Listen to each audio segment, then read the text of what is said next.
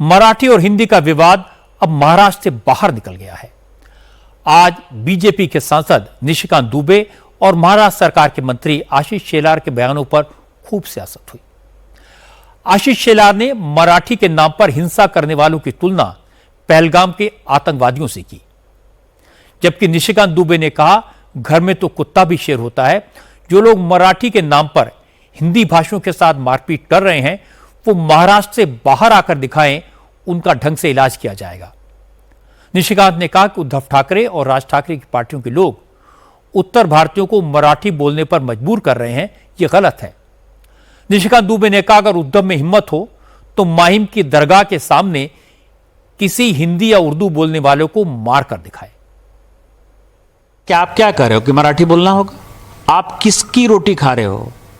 वहां टाटा है, बिरला है, रिलायंस है, कोई महाराष्ट्र में यूनिट नहीं है। सब टैक्स पेयर जो है, टाटा यदि बिहार झारखंड नहीं होता, उस वक्त बिहार नहीं होता, टाटा ने तो पहली फैक्ट्री वहीं बनाई। हमारे पैसे पर पल रहे हो तुम। कौन सा टैक्स देते हो? कौन सी इंडस्ट्री है तुम्हारे पास?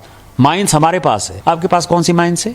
सारी इंडस्ट्री जो है, सेमीकंडक्टर की भी इंडस्ट्री है तो गुजरात में आ रही है।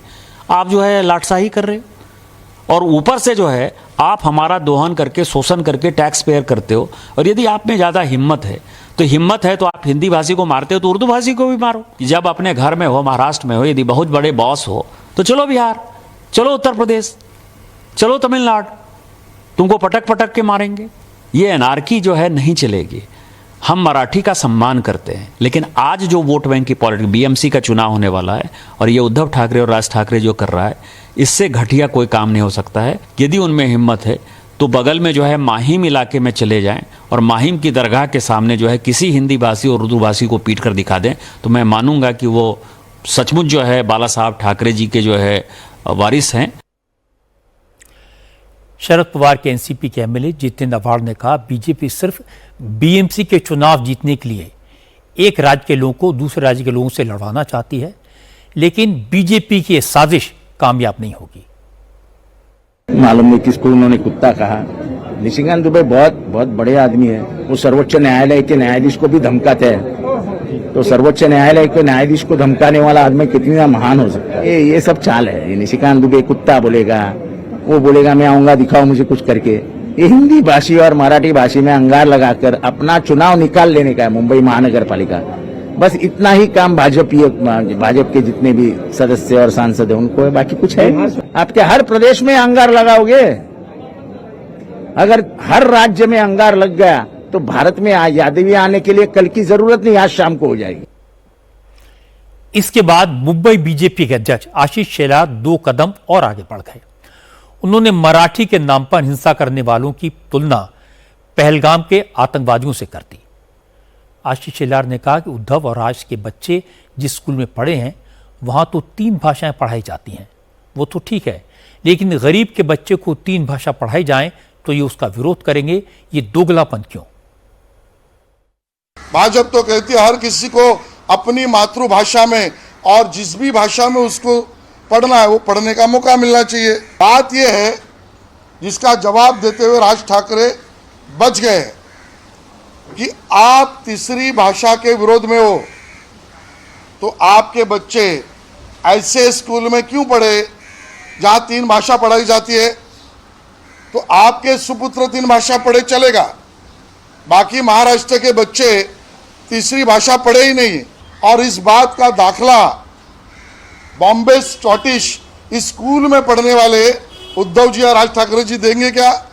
वहां पर बॉम्बे भी चलेगा, तीसरी भाषा भी चलेगी, फ्रेंच भी चलेगी, जर्मनी भी चलेगी, इंग्लिश भी चलेगी, लेकिन भारतीय भाषा नहीं चलेगी। ये कौन सा हिंदुत्व है? पहलगाम में उन लोगों ने किसी का धर्म पूछकर उसको गोली मार दी। हिंदू है, गोली मार दो। और यहां पर इन्होंने निष्पाप हिंदुओं को कौन सी भाषा में आप पढ़ते हो या बोलते हो उसके ऊपर मारपीट की। ये दोनों घटनाएं मुझे उद्विग्नता पैदा करती है। इसके बाद उद्धव ठाकरे सामने आए।